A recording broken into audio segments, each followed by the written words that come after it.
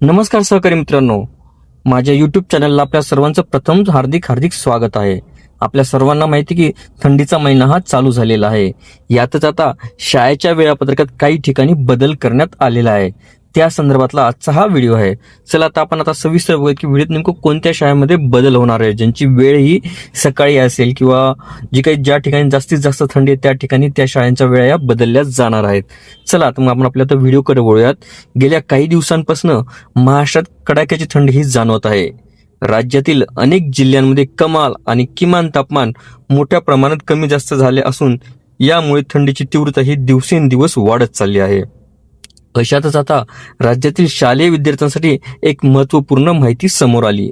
महाराष्ट्रातील काही शालेय विद्यार्थ्यांच्या शाळेच्या वेळापत्रकामध्ये वाढत्या थंडीच्या पार्श्वभूमीवर व्हिडिओला सविस्तर बघण्यासाठी कृपया डिस्क्रिप्शन बॉक्समध्ये दिलेल्या लिंकवर क्लिक करा आणि संपूर्ण व्हिडिओ पाहावा.